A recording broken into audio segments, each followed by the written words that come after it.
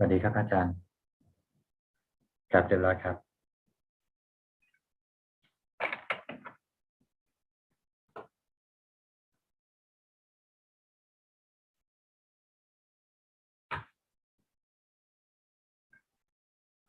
สวัสดีครับอาจารย์กลับเรียบร้อยครับ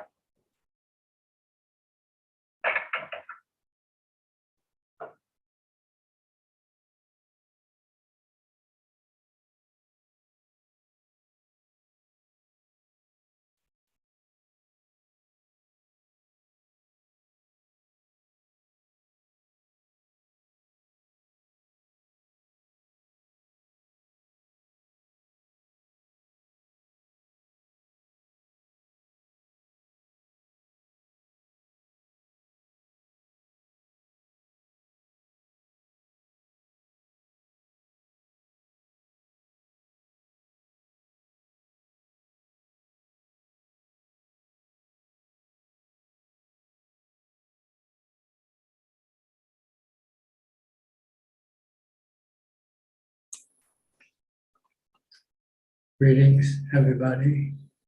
Welcome to another Zoom meeting where we discuss the practice of charity, morality, and meditation as taught by the Buddha. Everyone is welcome to join us. If you have any questions, you can come in the room. If not, you can just watch on Facebook Live or YouTube Live. Our first member is Khilesha Chan. Good evening, Ajaan. My meditation progress is good. I don't have question for tonight. Thank you for your Dhamma teaching. Sadhu, sadhu. Okay, next Yongbe from New York. Good evening, Brother Ajaan. Can you hear me? Yes. Yeah, today I have my question today. I keep my 5% right. I need your advice for more. I can do much better. What do you mean better? Can you keep it every day? Yes, I do. Only 60% and 60% for my five precepts. Because I want to do much better. I need your advice and how I can do much better. Well, better is to keep every day, all the time. Can you keep every day the 5 precepts? Yes, I do. Yeah, 60%. Okay, try to make it 100%. Okay, thank you, brother. Thank you. Thank you. Okay. And on your day off, day when you don't have to go to work or engage with people, maybe you should try to keep the 8 precepts and practice meditation as well. Thank If you want to advance in your practice, you can practice at home. You don't have to go to a monastery. Just keep the 8 precepts and then practice mindfulness from the time you get up to the time you go to sleep, and alternating with sitting or sitting meditation or walking meditation. Then you will advance in your practice. If not, you will stay the same. You won't go anywhere more than. But you have to push yourself. If you want to advance, you want to move forward. There's still a lot that you need to do to get rid of all the stress and anxiety and worries from your mind. Okay? Okay, thank you. Yeah, I promise. Yeah, I can do it. Yeah, thank you. No need to promise me. You have to promise yourself. Okay, thank you. And keep your promise. You're not doing me a favor by promising me. Okay, thank you, brother. Thank you. You're doing yourself a favor if you promise yourself. Okay. Okay. Thank you. Welcome. Next, Billy from Indonesia. Good evening, Ajaan. Today I don't have any questions. Thank you. And Napat from Ubon Ratchathani, Northeastern Thailand. I don't have any question ค่ะ tonight ค่ะท่านอาจารย์ Okay, Kok Seng from Singapore.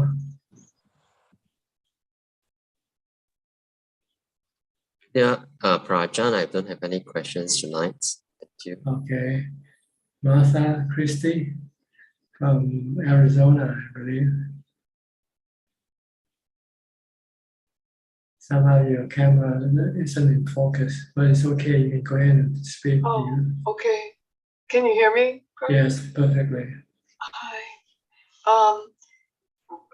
Ajaan,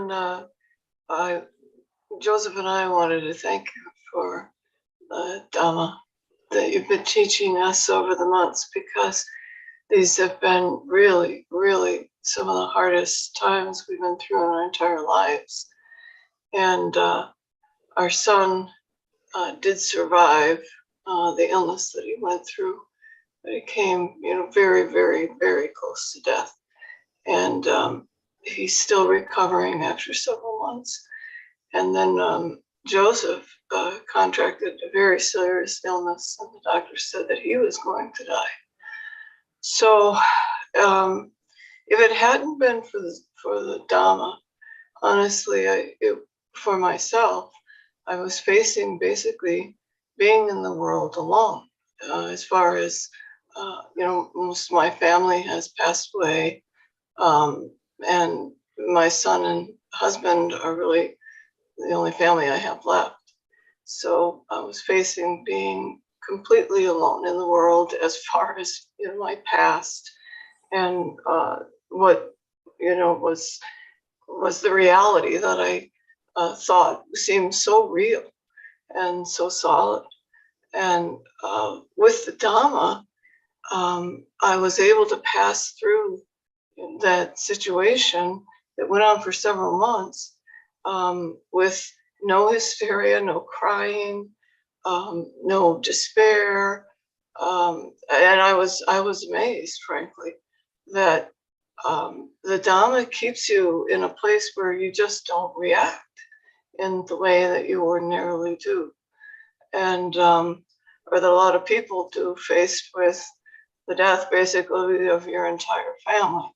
And I just want to thank you so much, because your instructions for meditation have been so precise that they've allowed me to focus the mind in a way that I hadn't been doing before.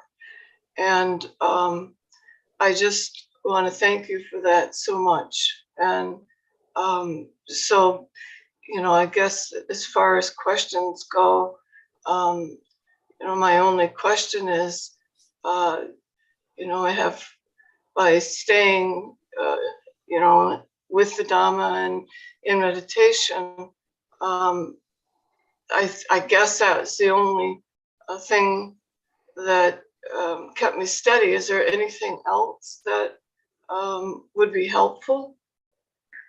Well, the Dhamma is your true refuge. So That's right. You have to stick with the Dhamma, the Noble Eightfold Path. This will lead you out of samsara, out of all types of anxiety and sadness or suffering. So keep practicing the Eightfold Path, especially mindfulness and wisdom. Yes. Yes, that's so true. It was interesting because the Dhamma, frankly, that was my only refuge. I didn't have really anyone to, talk to share the things that were going on, and it was, Dhamma was it. That was the only refuge. And the thing is that it was not just the only refuge, but it was the best refuge you could possibly have. Because in the midst of everything, there was still happiness and still a feeling of that I would be okay, and that even being alone in the world with really no other people around me, that the Dhamma would be everything. And So I've been practicing the 8 precepts as the best that I can, and I feel that, you know, I'm going to be okay no matter what happens to my son and husband. So anyway, thank you, Prajal. You're welcome, and I hope both of them will recover fully eventually. Oh, thank you. Thank you. Okay, just stay with the Dhamma. The Dhamma will protect you. This is Yes. the real refuge. Nothing else can protect us except Yeah. the Dhamma. Yes. Okay, nice to hear from you. Thank And you. hope you stay well, stay calm. Yes. Thank All you right. so much. Okay. Okay, bye. Next, Bye. Chong Lim from Pennsylvania. Yes, good evening, Ajaan. Actually, I'm currently in Asia. I think the I last see. time I was calling in, I was in Singapore.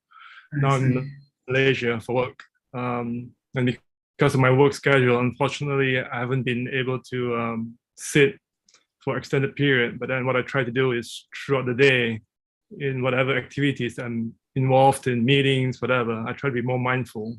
So I guess, I just want to share that with you.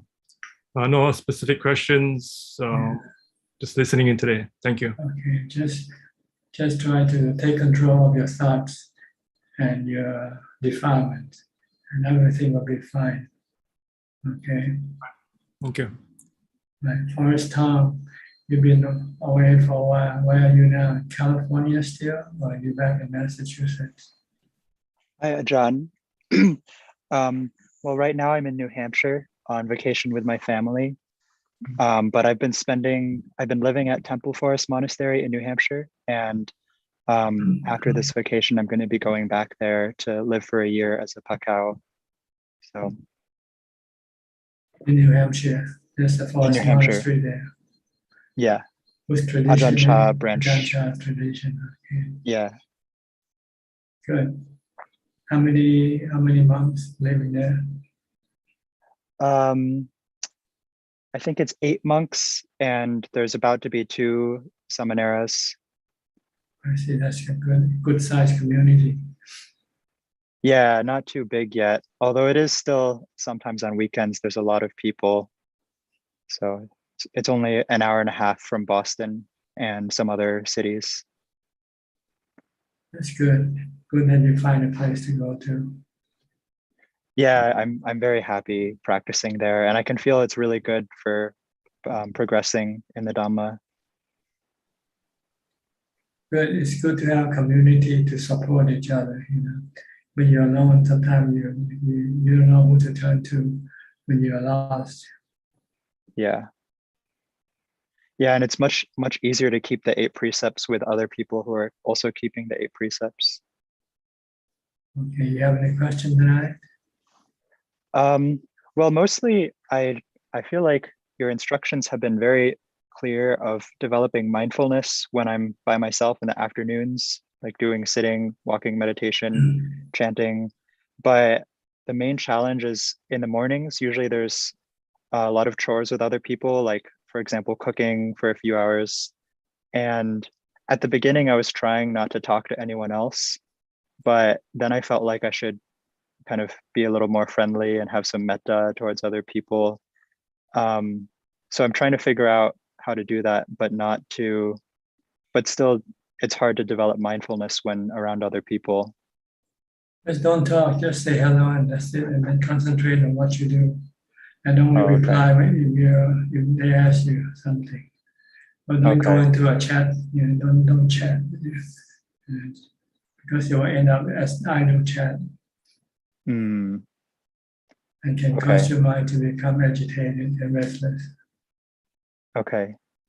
So just when you meet people, just say hi, or you say hello, and that's it, and concentrate on what you do.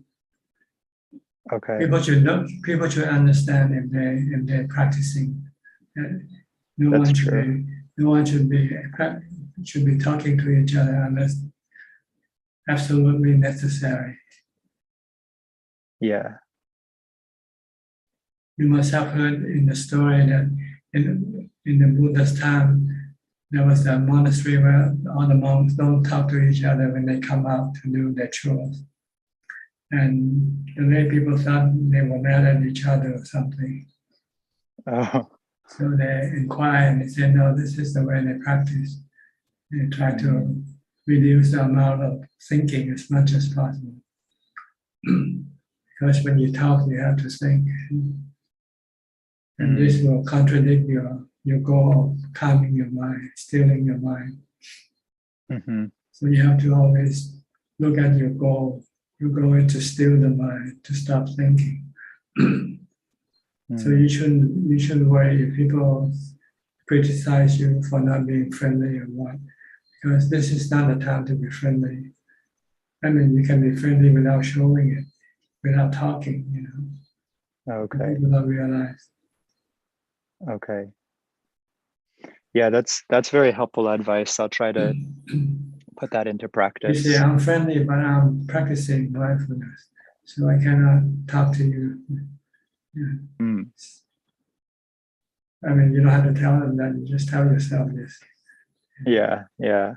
And if they don't understand, they don't want to think otherwise, that's the problem. Because everybody were there just to still the mind, to stop the mind from thinking.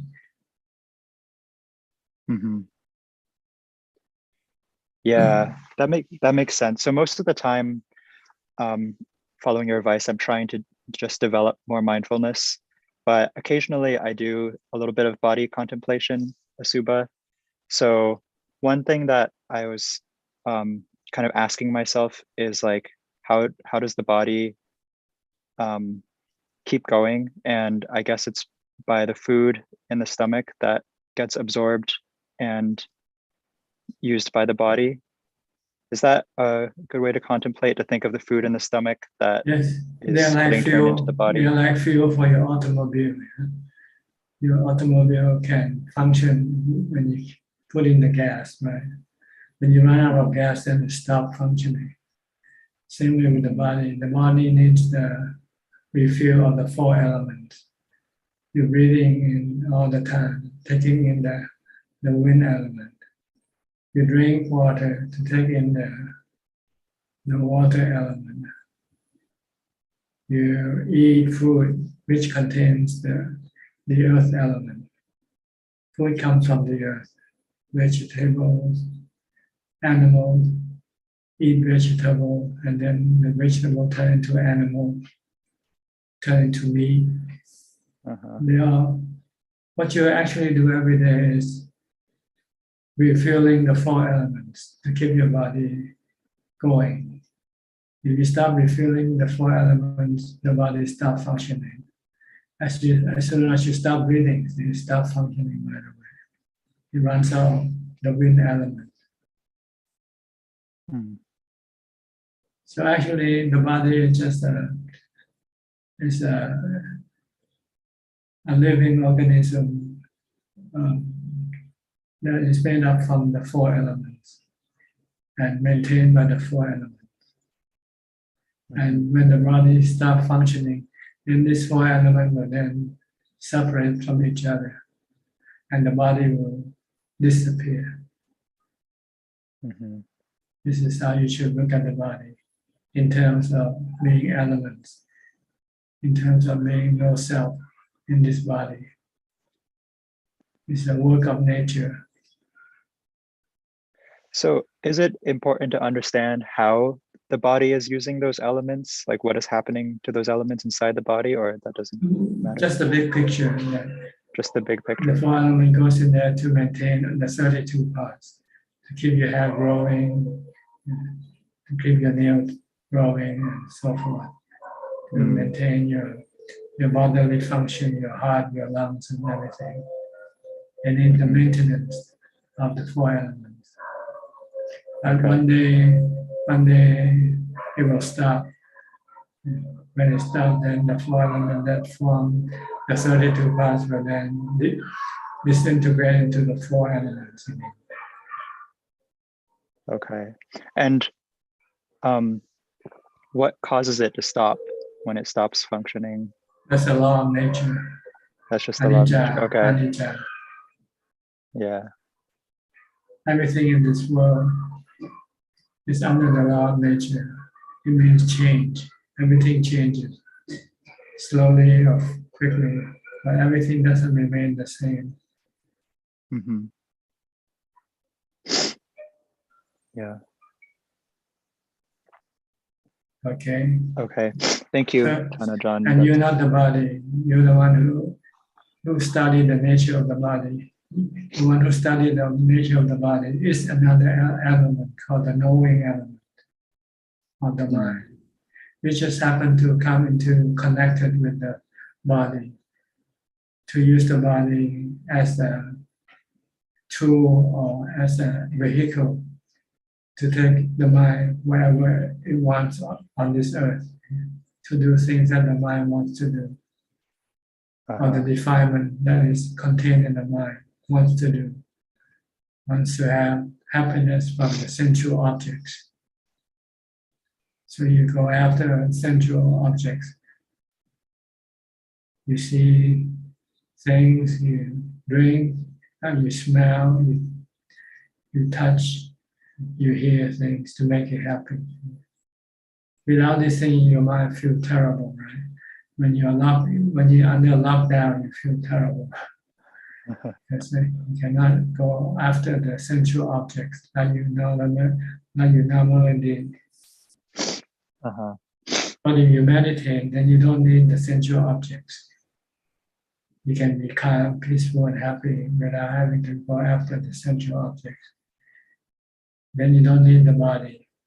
And whatever happens to the body will not then affect yourself, your mind, because you no longer need it. It can stay, it can disappear, doesn't matter.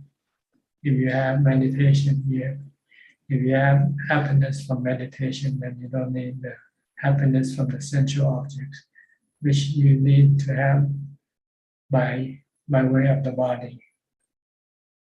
Yeah. So you don't need the body. You don't. So whatever happens to the body will not bother you.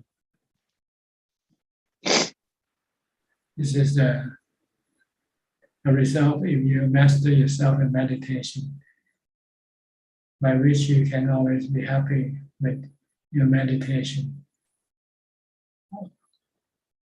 Then you don't need the body.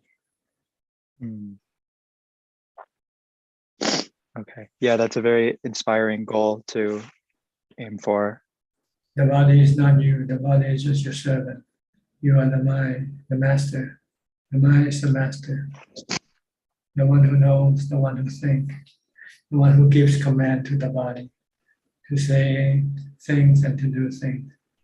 Without the mind, the body will just lay like a corpse. Okay. Yeah.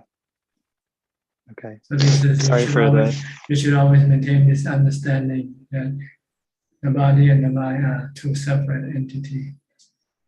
Okay. The mind is permanent, where the body will have to return back to the four elements. The mind is the knowing element, so it doesn't break down like the body, because it's one solid element. While the body is made up of the four elements. So whatever form will have to disintegrate sooner or later. If you look at everything that's being formed, they will sooner fall apart, right? Your house, your car, the trees, they all will have to fall apart if they are formed, if they're combined with something. And that something are the four elements. Right. So the body is combined, but the mind is not combined. Right. The mind is one whole thing. The knowing element. So it doesn't break down, doesn't fall apart. Because you cannot fall apart when you're just single, right? You're solid one. Yeah. But if you're made up of different parts, then these different parts will then fall apart. Right. Yeah. Okay. Okay. This will stop you from worrying about your body too much. To know that the body doesn't belong to you, and that you're not the body, and then the body will eventually has to fall apart. Mhm. You then move on to the next body. That's not. If you still need the body to support you, then you take rebirth. If you don't need the body to support you, then you don't take rebirth. Uh-huh. Okay. Okay. Thank you, Thanajan. Kevin, now in Bangkok, right? How's your new home that your mother built for you? Good? You like it? Quite good. I have a lot of space to practice upstairs. Well. Anything to contribute tonight? I'm sorry? You want to say anything tonight? I was gonna ask about how to be able to let go of all our money as a layperson, but I think you have to rely on money, but just don't be greedy or be attached to them. If you should lose them, then just be thankful, because then when you become homeless, then you can become a monk.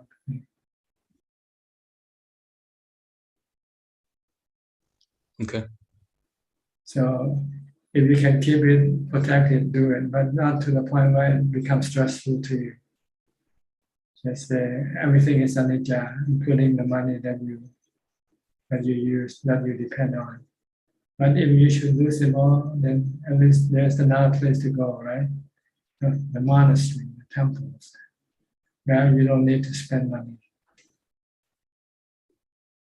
Yes. This is one thing good about Thailand. You can always find a place when you don't have a place to go. Okay, Ajahn. Thank you. People didn't know that in Thailand. People didn't think that this is the last resort for them. Because they don't like the temples, the rules. They don't like to live under rules. They don't like to keep the precepts. They don't like to keep the rules, the 227 precepts that kept by the monk.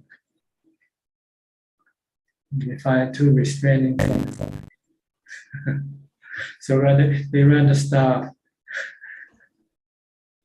and be free to do whatever they want to do. But what can they do if they're starving, right?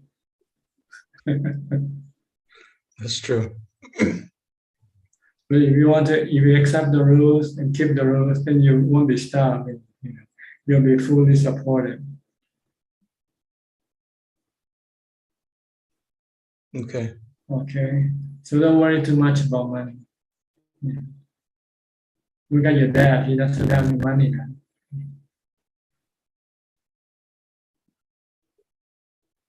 Okay. Thank you, Ajahn. Just a matter of taming your mind to accept the rules, training your mind to accept the rules.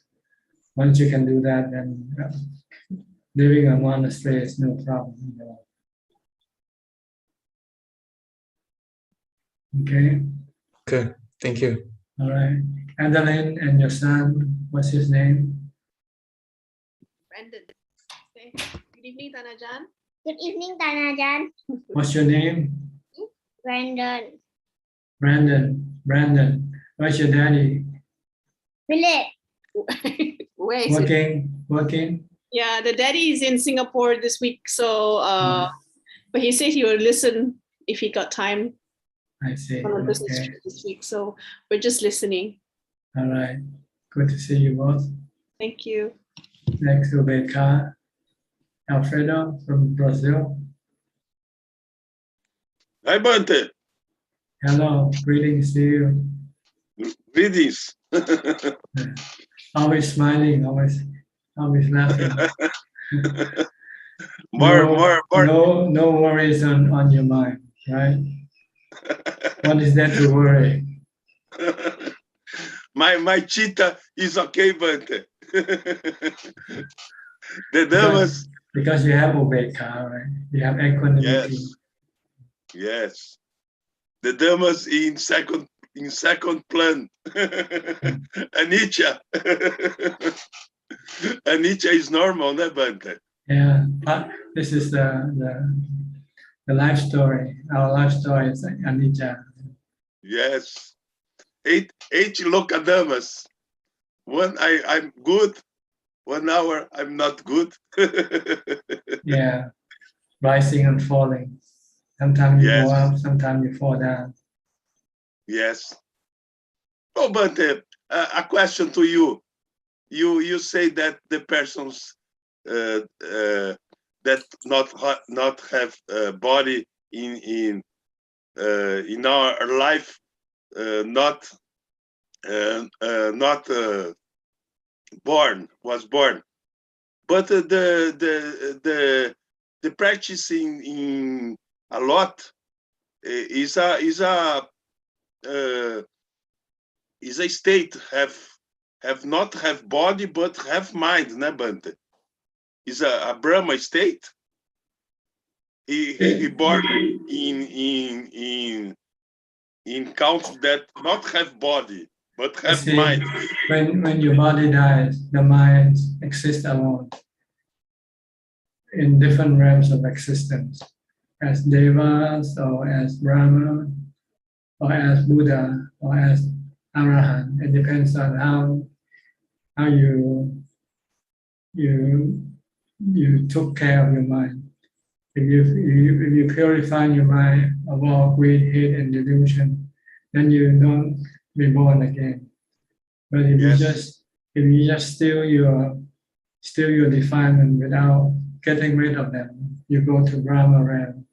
But after the strength of the practice weakens, then your defilement will then push your mind to come back and take rebirth again. Yes. But it's an elevated state, ne, Bante? It's a high state, ne? You not knowing your defilement. You not know your defilement. If you meditate, this is the highest state of any ordinary people can attain to. Brahma, or you can enter to jhana. And you go to be one in the two realms of Brahma, Rupa Brahma and Arupa Brahma. How you identify your defilement in the states, in that states? It's like when you meditate, your meditation your mindfulness will suppress your defilement temporarily because you stop thinking. When you stop thinking, then the defilement cannot function. You have to think first before you can have greed or hate. If you think of somebody you don't like, your hate can come up right away. If you think of something you like, your greed will come up right away. But if you don't think, then your greed and hate cannot come up. But this is temporarily because you cannot stop thinking permanently.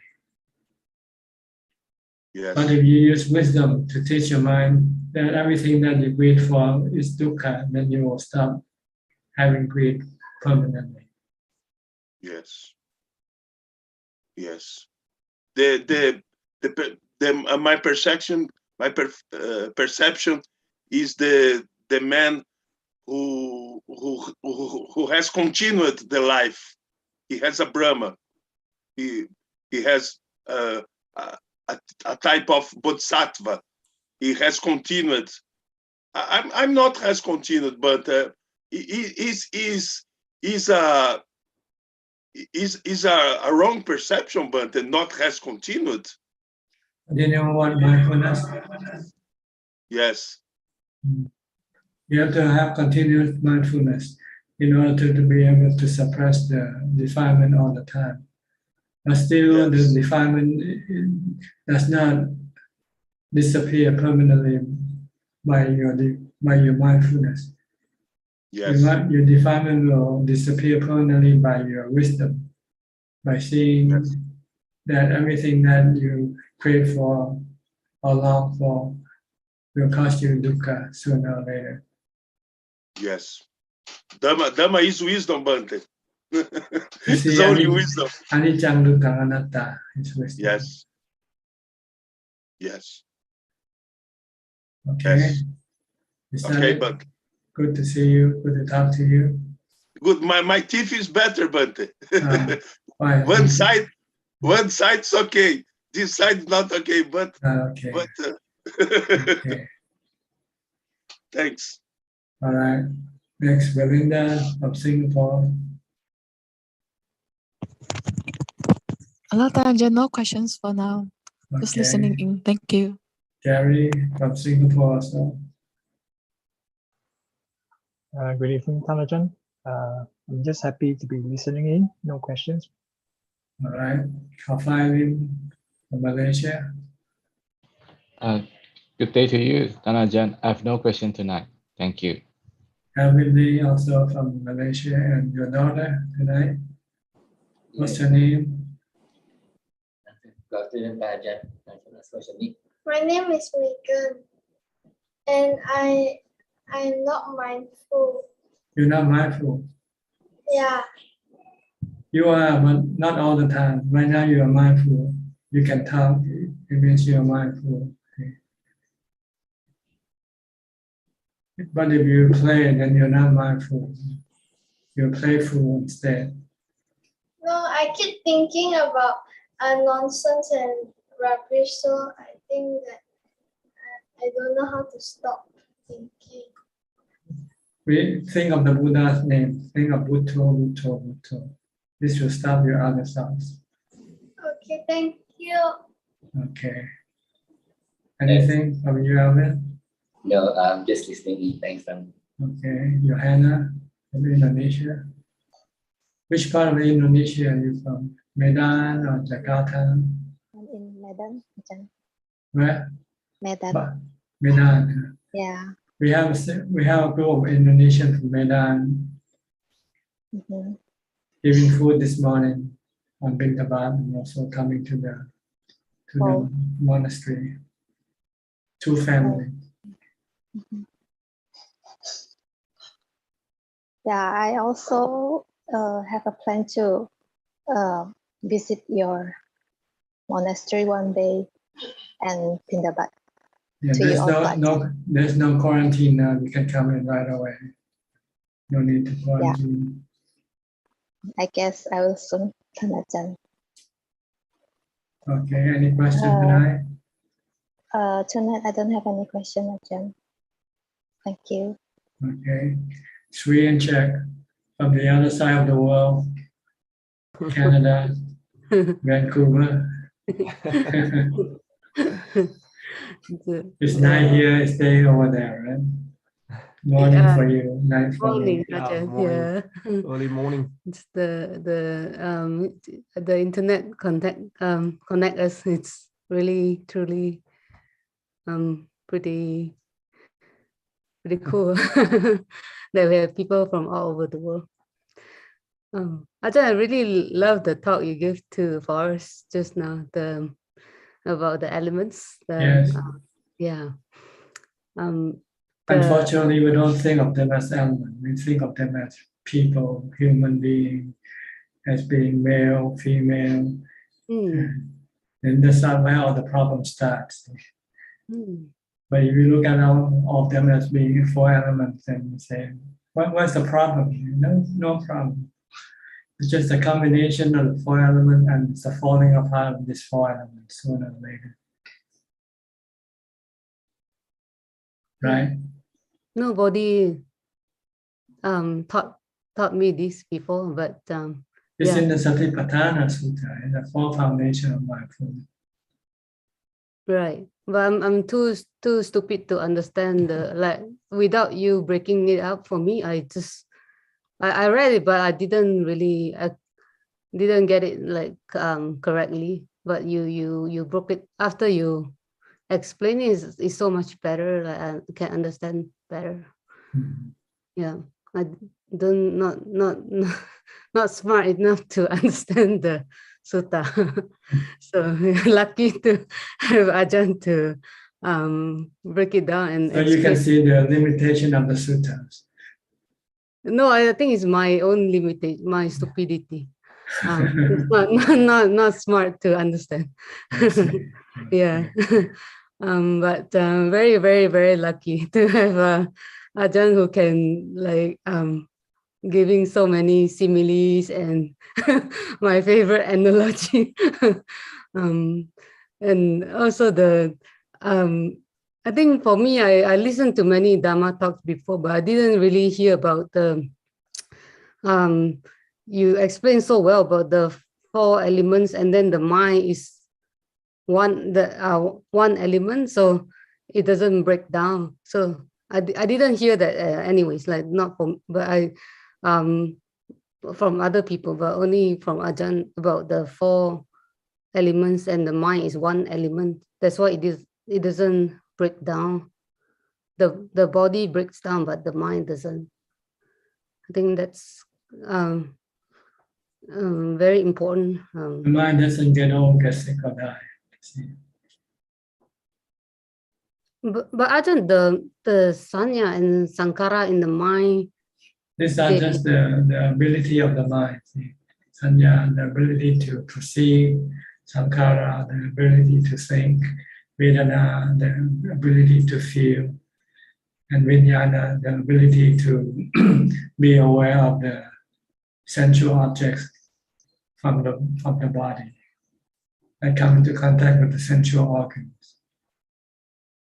This is what the mind used to connect with the body is vijnana, and you translate that consciousness or awareness.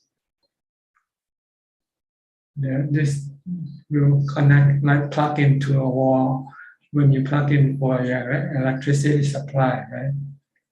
When you want to get electricity, you have to plug in the wall. Or else your computer won't function, right? Won't work. Same way with the mind. The mind needs to plug into the 5 sensual organs in order for it to be able to perceive the sensual objects. And then feel which this object creating different type of feelings for the mind. You see pleasant objects, you get good pleasant feeling. You see unpleasant object, you get unpleasant feeling.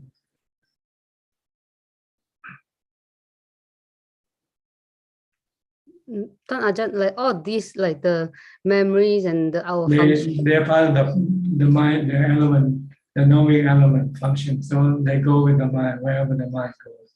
They go, okay. That's why you still retain everything that you had from your previous life, your memory, the way you think, the way you feel, the way you react, and so forth. This all goes with the mind. It's from the mind. The body is just a material thing, like an automobile, but the driver is different, and different driver have drive the car differently, right? Some driver drive safely, and some driver drive recklessly. Same way with our mind. Some people use their body recklessly, and some people use their body quite cautiously. The body is just like the automobile, and the mind is like a driver.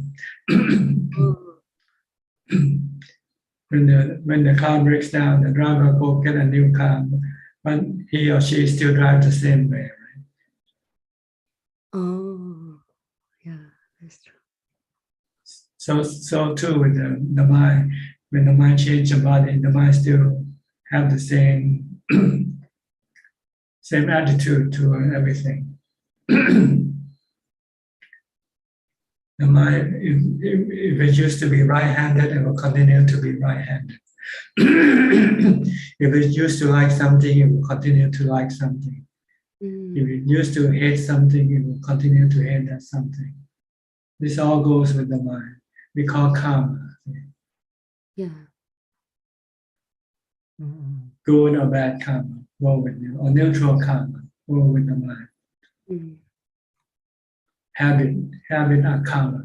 Your habits are considered to be karma. Good habits and bad habits You have bad habits, you do bad karma. You have good habits, you do good karma. Oh. And you have neutral habit also. You do neutral habit. You do neutral karma. Like if you're left-handed, right-handed, these are considered to be neutral karma.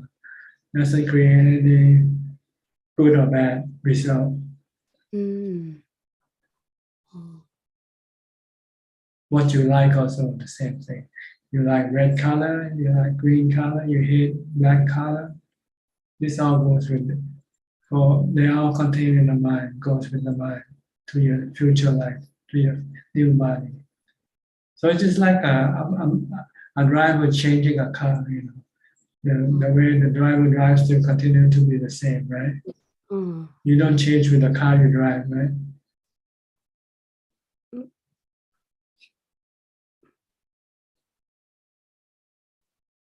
Yeah. If you used to drive cautiously, you continue to drive cautiously. If you used to drive recklessly, you will continue to drive recklessly.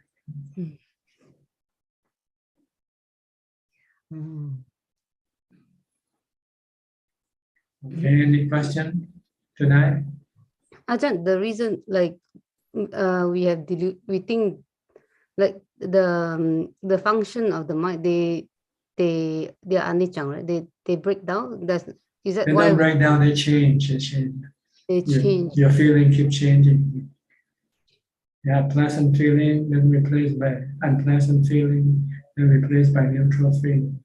Oh. Yeah, and they keep changing. Change. Your thought keep changing. You think like this, then later you say you change your mind. You say I want something else. This sankhara. But the memory also changed, Ajahn? Yeah, sometimes you lose your memory. You forget.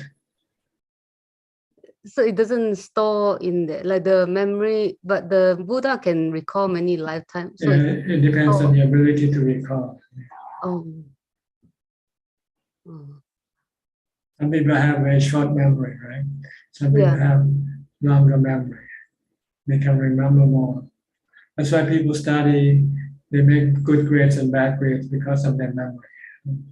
If you have bad memory, when you take exam, you cannot answer the question because you forget the answers. Yeah.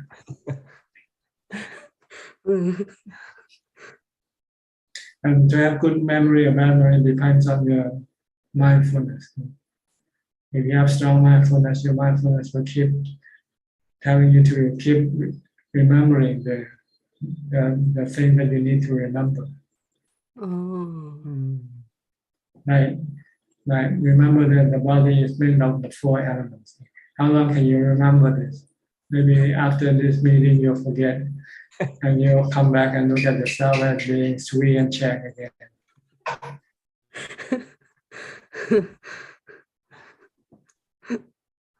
So very short memory as far as Dhamma is concerned. Your memory of Dhamma teaching is very, very short. You forget about anicca, dukkha, anatta, even though we talk about it every week, every time. But when you see anicca, you become sad, you become disappointed, you become unhappy. Because you don't want anicca, you don't want things to change. Right? Change for the better is okay, but not change for the worse. Right? But things can happen both ways. They can change for the better and they also can change for the worse. So you have to teach your mind this, to be ready to face the change for the worse, which will happen sooner or later. And you keep forgetting. So when you change for the worse, you become unhappy. But if you're not forgetting, you say, I know this ahead of time, so I'm preparing my mind for it. So you don't feel sad or anything. Because you know that's the way it is. It's gonna happen. So you have to constantly contemplate on anicca in order not to forget. And to be able to contemplate constantly, you need mindfulness to remind you. So mindfulness is a very important tool. So mindfulness keep us from not forgetting like worldly things and also the Dhamma. Like we are not Everything. everything. Oh. Yeah. Okay. Let's move on to other people. There's quite a few people waiting. Next, Mandy. Mandy also from Canada. On the different coast. She's in the East Coast. I'm in Ontario, yeah. Karad Namaskar Prajan. Where do you learn your Thai from? Ajaan really young. Yes. Yes, sir. I'm doing more meditation and looking more into the theory from Viryang's book, Pra Viryang's book. And things are good. Sometimes the concepts get a little bit complicated as like learning the different jhanas and the terms used to describe how we build that mind power and use it, I guess. Don't worry too much about the description. You should worry more about how to get to the real thing. Yeah. Which is mindfulness. In mindfulness, it will take you to the real thing. When you get to the real thing, you'll find out that it doesn't have a name. You just have a feeling of feeling good, feeling calm and peaceful. That's all. It's only when we communicate, when we try to tell each other what they are, then we need to use names, we need label to put label on this thing. Yeah. But in real terms, in practicing, you don't really need to know all these terms. Right, okay. It's like going to a restaurant, you don't need to know the name of the food. You just tell the man that the type of food you like to have. You don't know the name, but you know how it tastes like, how it looks like. That's all you. So don't get what you call distracted by trying to learn all these things. Okay.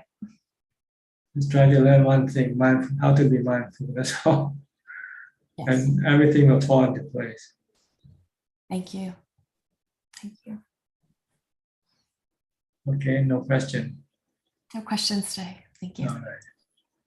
Next, Liminto, where are you from? Indonesia? Yes, I'm from Medan. Namaskara, Medan, Jan. also from Medan. You know Johanna?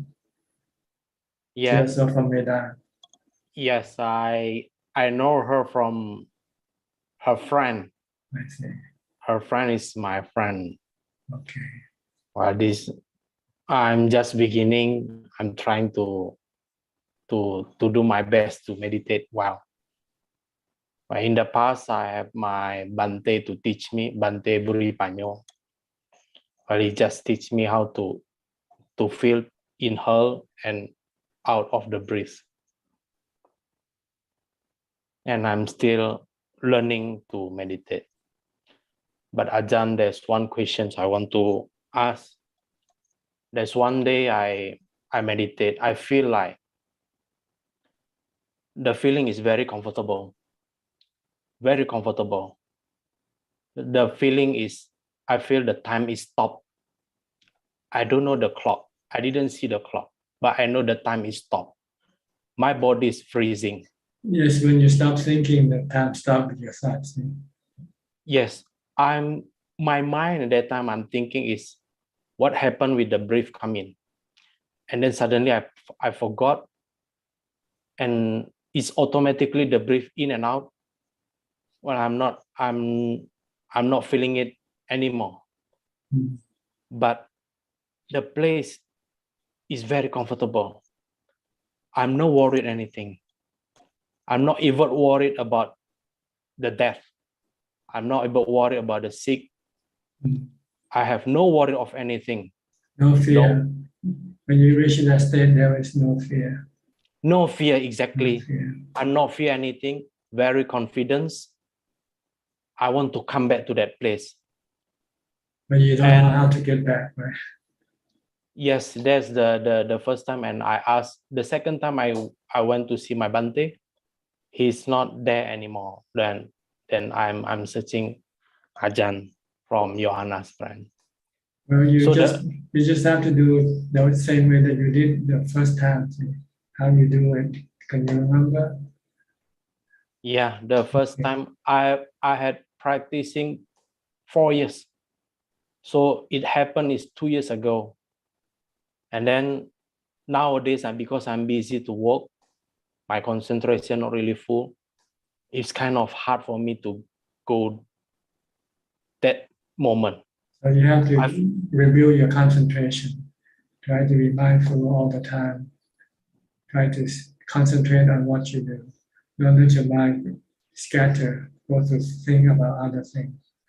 Don't force it to stay with what you are doing at the moment. And you'll get your concentration there. And then when you sit and watch your breath, your mind can then become peaceful and comfortable like before. Okay. Okay. So you need to build up your mindfulness or your concentration. Okay, continue my concentration to strengthen the focus. Yeah, all day. All day. Not just during meditation. You have to do it from the time you get up to the time you go to sleep. Very well. Okay. Thank you very much. Evie, also from Medan, right? Evie, I didn't ask you before. Where you from? Yeah, Ajahn. Can Ajahn hear me? Are you from Medan? Yeah, I'm from Medan, Ajahn. But I know friend in Medan. No friend. Because I don't know Johanna. I don't know everything. And I just come back from Singapore. I go to visit Ajahn King. I thought he's in Australia. Is he back in Singapore now? Yeah, he is come back now. He is come back now, maybe in 21 or 22 April. So when I hear, oh, he is come back, so I go to Singapore to see him in person.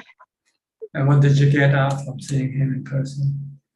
Yeah, because I never see him in person, so I go to see. So you got to see him, but nothing else, right? You don't get anything else from just seeing him. Yeah, to see him, it make me happy, and I feel, yeah, oh, this is Ajahn King. Okay. And he also give me permit to stay in Vihara Palelai for 5 days, Ajahn. So I live at that monastery. I stay for 5 days, and I see all the devotees in there are very diligently to cook a good food for the monks every day. And I help the kitchen. This is what Palelai in Singapore, or is it some? Yes. Palelai. Palelai. Yeah, in Palelai. So I think it's my turn to visit Ajahn Suchart because I have visited Ajahn King, all right. I will find the time to visit Ajahn Suchart now. Well, you visit me every week already. When need to come visit? You won't have as much time when you come to see me because I'm pretty much busy when I'm out of my room. I got people coming to see me a lot. So you can only probably say hello. But here you can talk to me and ask any question you like. So Yeah. it's better to see me in this way than coming to see me physically. Yeah, maybe just see Ajahn in person make What's me the satisfied. difference? There's a difference. Same person. See in person make me satisfied and happy. And you see now. So I want to ask, are there any restriction or requirement regarding COVID in Thai at this time, Ajahn? Because Singapore is. I think you have to contact the consulate in your country, but I think all you need is to have two or three vaccination booster, and then you take a ATK or take a test before you leave. And when you come into the airport, I think they ask you to take another test. That's it.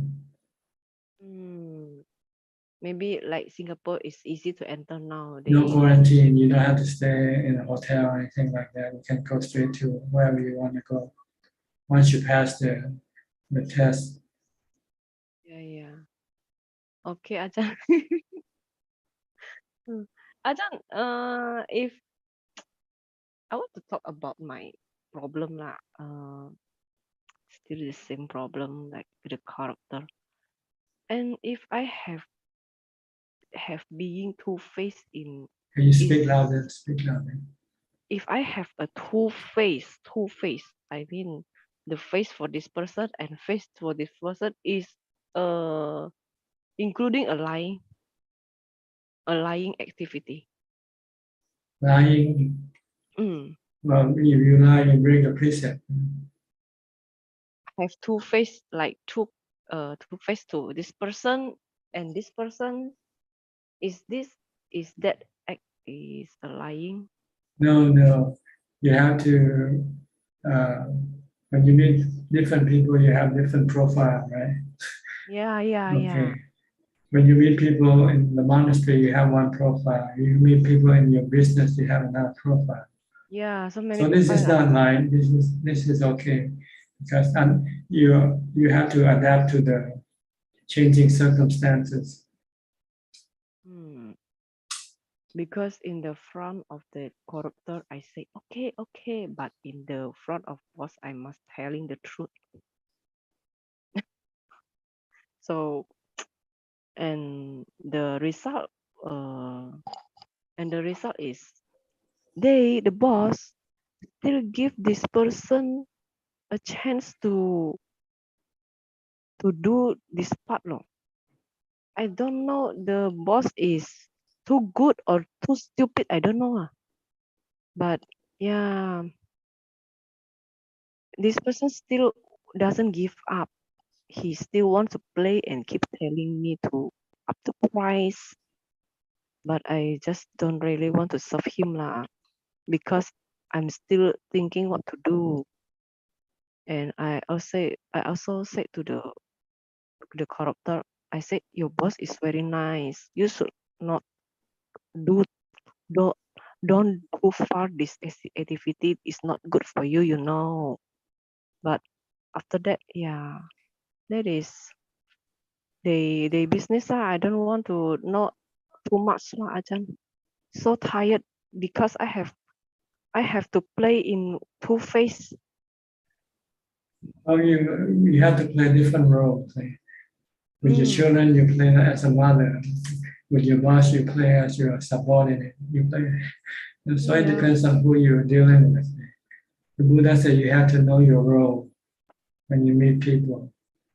What type of role you have to play. I'm telling the boss the truth, and the rest is their business. But these people is still, hey, Evie, you must make up the price. It's hard for me to do, Ajahn. So I do. I don't know.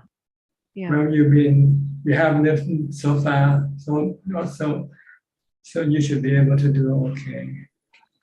Yeah. And I also have one question again, Ajahn. Okay. Does we give food, dana food to monk, which is not vegetarian food?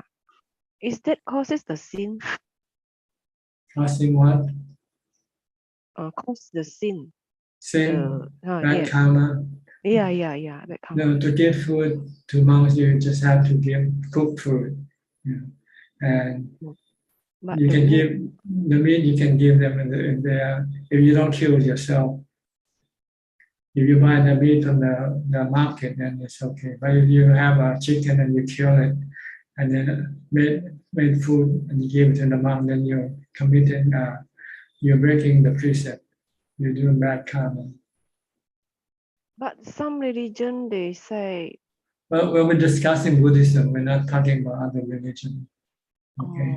Because every time I want to in the food who is contain the meat, I also has the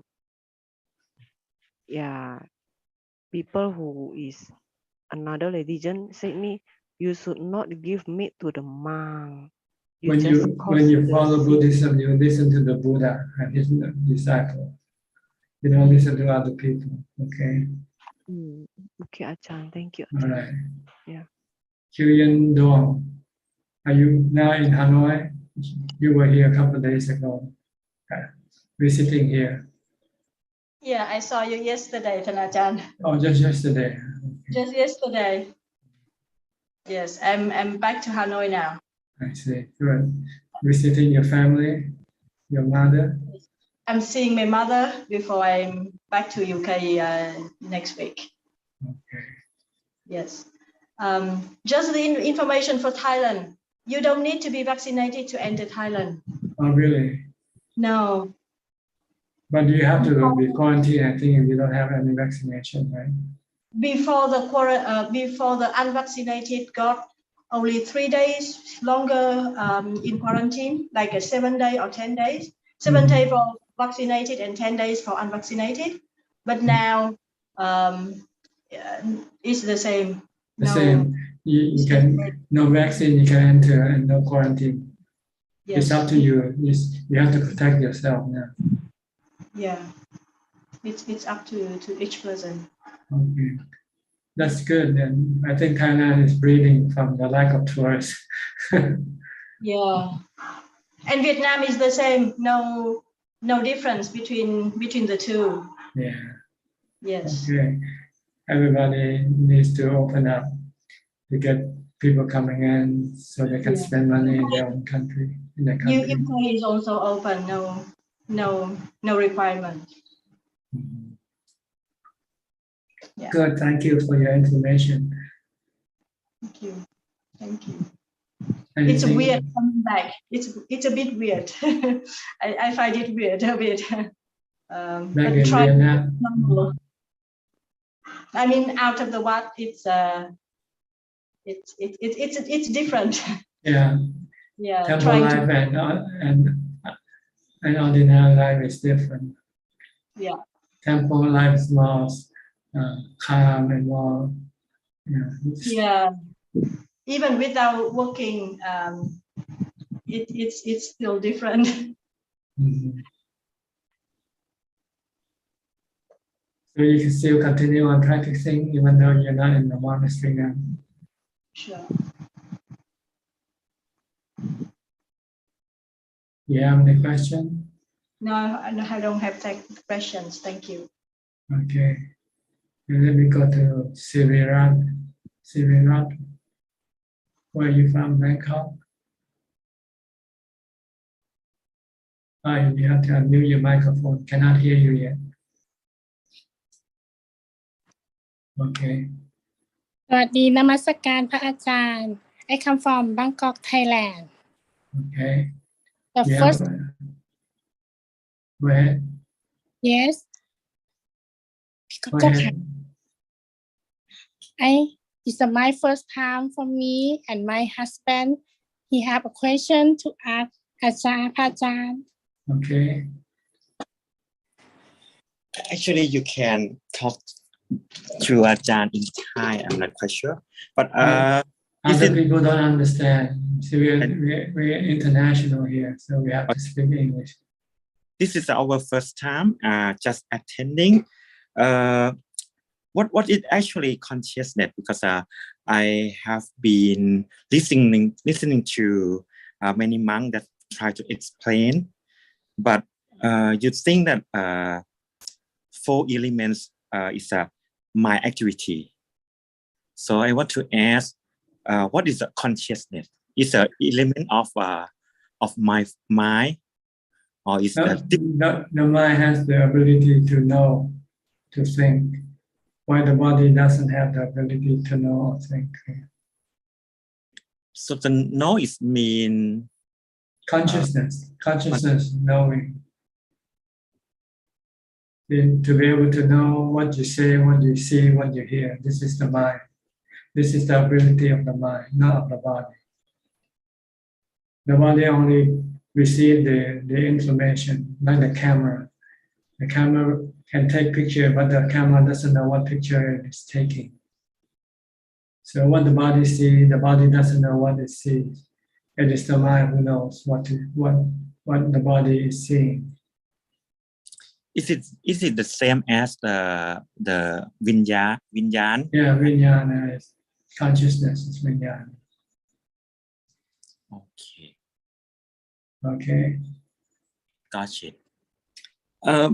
Actually, I'm been running around, not having time to stop working and thinking. Although I know mindfulness is important, but my wife says only place that I can stop working is in the monastery. But after, unfortunately, my spiritual monk has passed away 4 years ago. So I have no place to stop thinking, to isolate myself. So that was the reason that my wife asked me to attend to Ajaan. Actually, I used to be attend in Pattaya 3 or 2 years ago, but there's so many, and it's crowded with people. So I don't have a chance to ask Ajaan. So this is first time for me that's asking Dhamma from you. Thanks. Okay. If you want to ask in Thai, you can join us tomorrow night at the same time. Tomorrow night will be in Thai. I am afraid that because it's my first time, I'm not quite sure when talking in Thai, so many people that sattha in Ajaan. So that's why my wife said, oh, maybe in English version is better for you to attend. Okay. I have to speak to you in English. Okay. So is that all you have to say? Okay.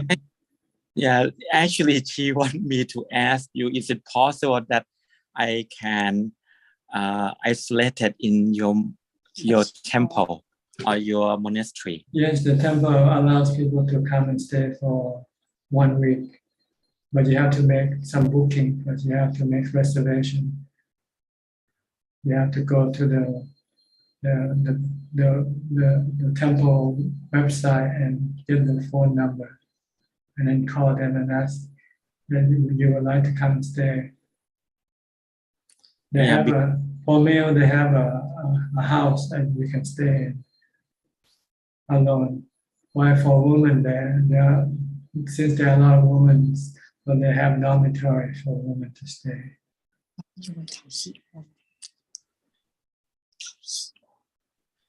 And you come in, and when you stay in the monastery, you have to keep the 8 precepts. You have to get up at 4 o'clock in the morning to attend morning meditation and chanting.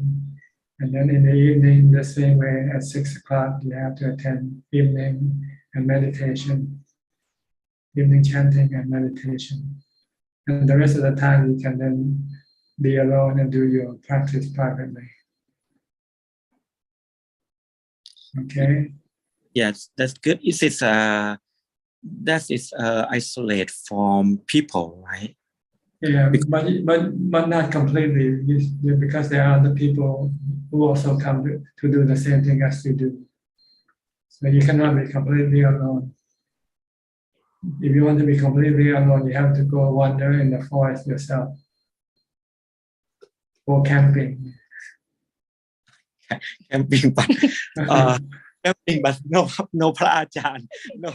Well, you don't need Ajaan to go with you. See, all you need is his teaching. That's all that you need to take with you. It's kind of spiritual for mindfulness. I'm not quite sure, but when I go to camping or I travel, but I cannot stay calm and stop working and stop thinking. So usually my Ajaan is Long Puli. After he passed away 4 years ago, I am not have a peaceful Especially which Long Puli in Udon Thani? Right. Exactly. Okay. You can still go to his temple, his monastery. Everything is still the same, whether he lives or he died. Everything in the temple is still the same. You can go and practice there. And you can read his book. For his teaching, you can read his book. Okay. You don't need him to be there personally teaching you. Yeah. What he said and being printed in the book is just as good as if being there with him. Oh, gotcha. Thank you very much. Okay, you're welcome. Next, Jenny Lim. Where are you from? Good evening, Ajaan. From I'm Malaysia? from, Malaysia. Malaysia. Malaysia, Penang. Okay. Any question? Yes, I have a question.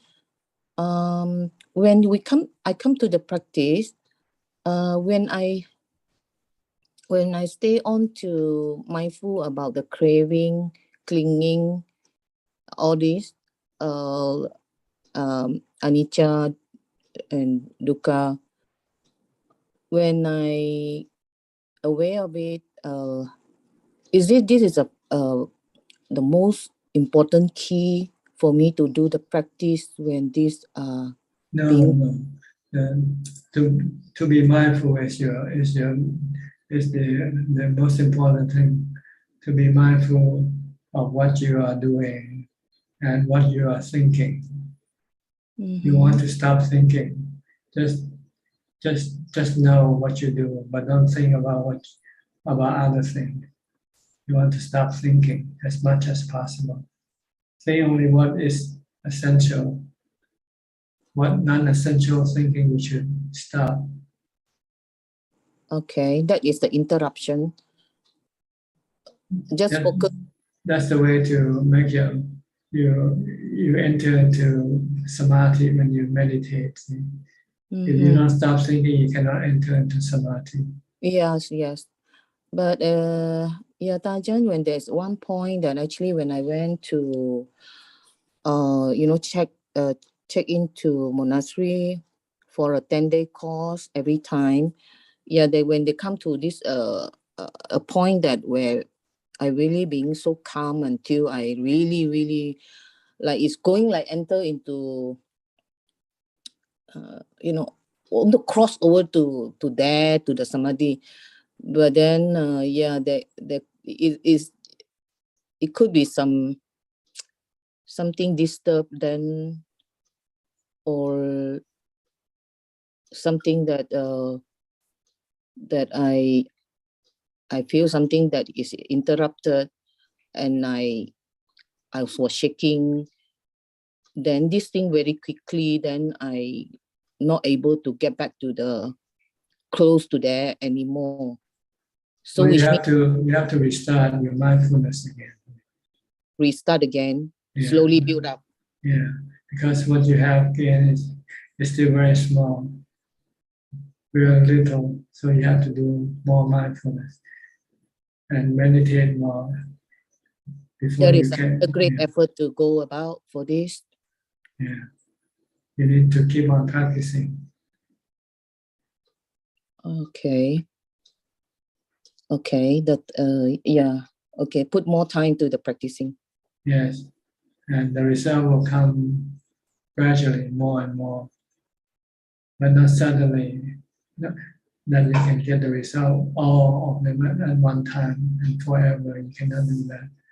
You just get it briefly and you lose it, and you have to restart your meditation again to go back to that point again. Okay. So you just have to keep looking at it. Keep working on mindfulness and meditation. The more you do, the more you get. The less you do, the less you get. Yeah, but I start every morning now. Every morning that I will get back to the practice again.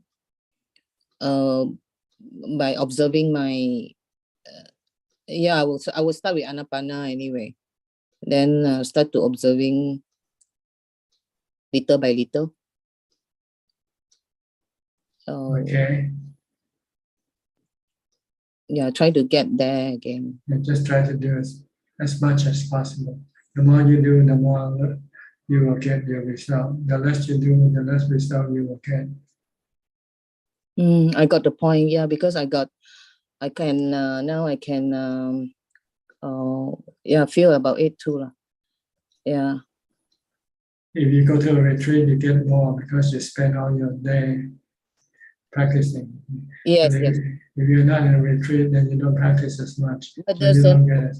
that's right. I actually I was looking for the retreat in around here, but no, there's no center that having the course now, unlike the Vipassana Goenka. So the Goenka one also quite full anyway for now.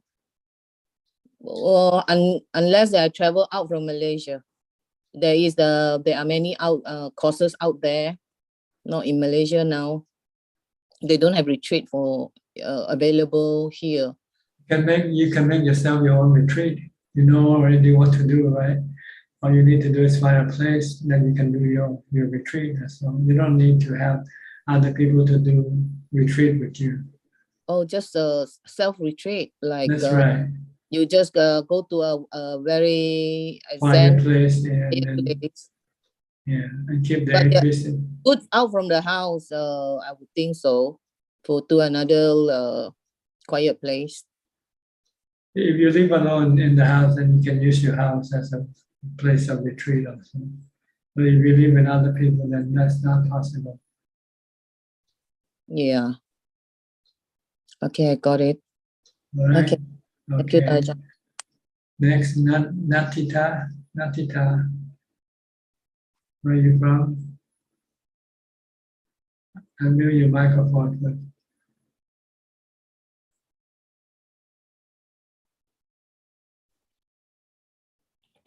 Yes, push the button. Okay. Okay. Okay. I practicing of the meditation. I feel this something in the bed. In the bed, this surround my stomach. Your stomach. Yes, it's move from the this stomach in the left, move in near the middle, but Doesn't matter. Let it move. Just focus on knowing it. That's all. Leave it alone. You don't have to do anything. Just watch.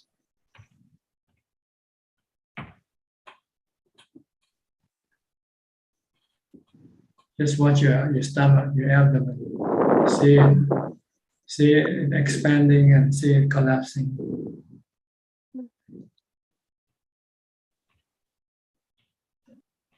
Okay. Okay. All right. Next, Sammy. Are you still in Tibet or India? In India, I think. No? Dhammasala. Yes, Tanajan, but right now I'm on the way to the meditation center in another state. So I'm actually right now in Delhi. I'm staying in a hotel for one night, and I have to catch the morning train to nearby Mumbai. There's one Goenka center there. I'm going for a 20-day meditation retreat.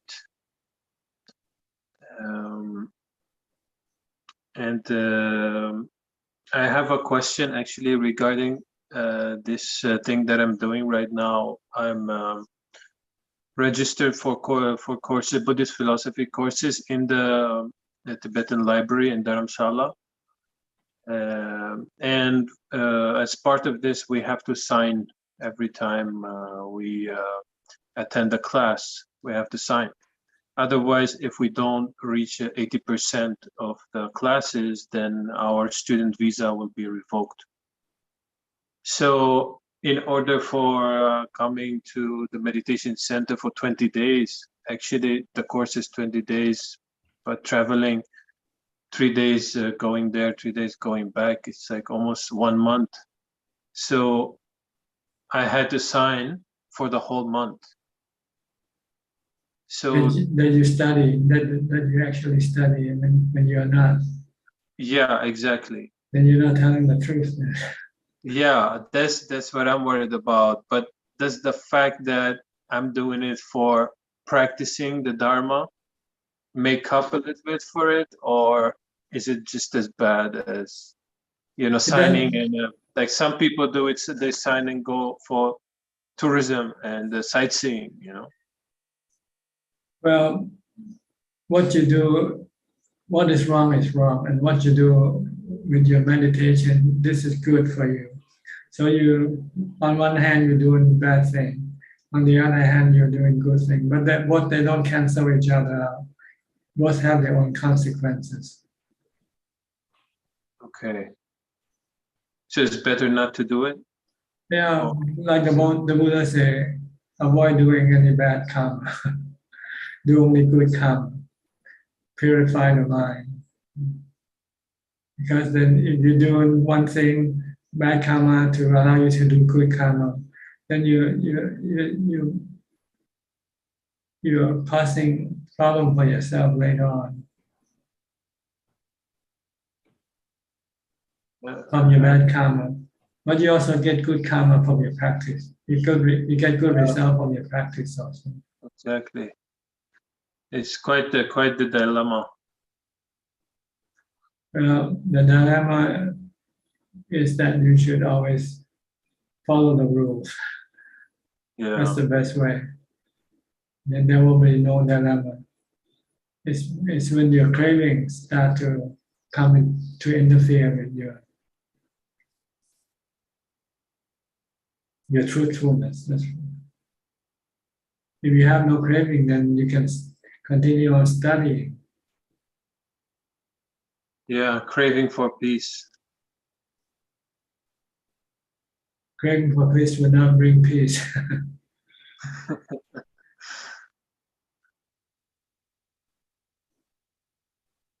So yeah, it's better not to do it next time. And that's the thing that at least during the Buddha's time they didn't have to worry about visa. But we have to worry about it. Yeah.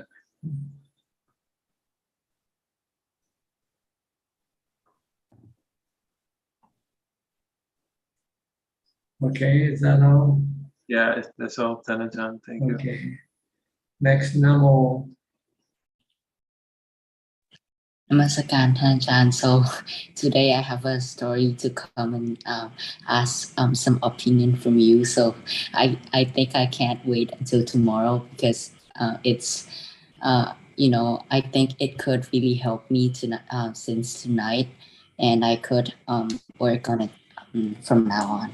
So Ajaan, I have tooth problems, and I think my tooth hurts for like 3 days already. So the first day that this happened, it happened on Sunday evening, but luckily I got to listen to the Dr. V video, the live stream, and I think it helped me a lot because I remember Ajaan saying something about it's don't really care about the body, like it's how do I say it, yeah, the mind is important, and the pain from, I mean, yeah, something like that. I don't know how to explain, but your teachings helped me a lot on Sunday evening, and then on Monday I was so conscious and kind of scared with the pain I have. So after that, I think I failed the mindfulness test, and then today I can't handle it anymore. So I asked my parents to bring me to the dentist, and when my parents bring me to the dentist, right, 5 minutes before my dentist called me into the room, I just thought of your teachings of like care about the mind, like your body suffers already, don't let the mind suffer too. So I tried to putto and it helped me a lot, like 10 minutes before.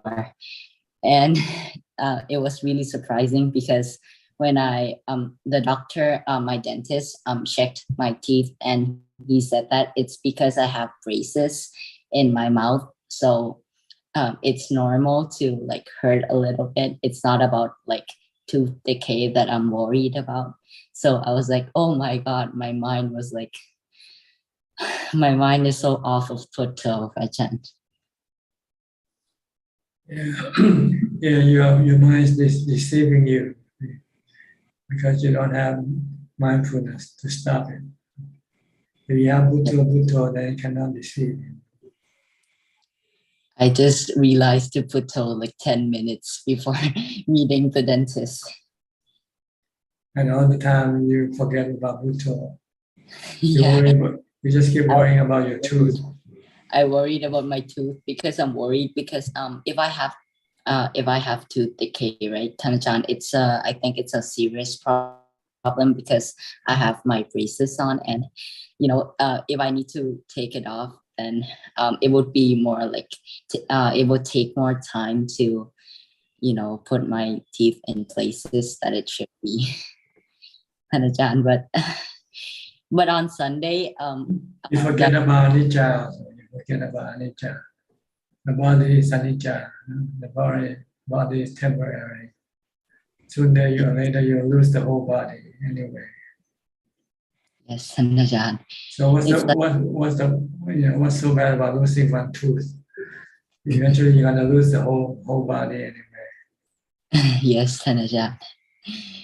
Yeah, luckily at least like 10 minutes before meeting the dentist. And at that time, when the dentist was checking my tooth, I tried to have mindfulness of my position of body.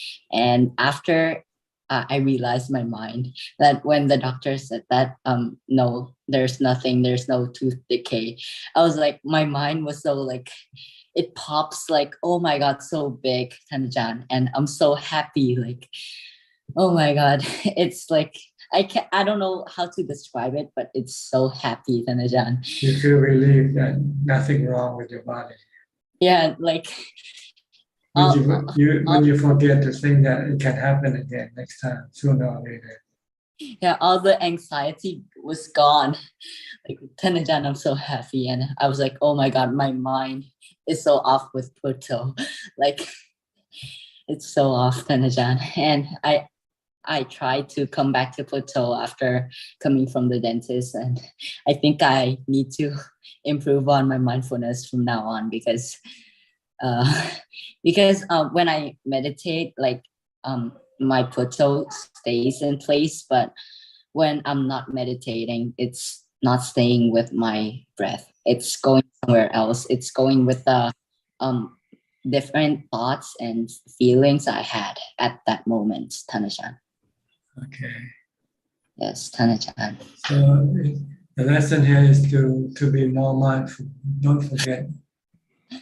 Yes, Tanachan. Don't forget to keep calm your mind. Yes, protect your mind before you protect the body. Yes, Tanachan.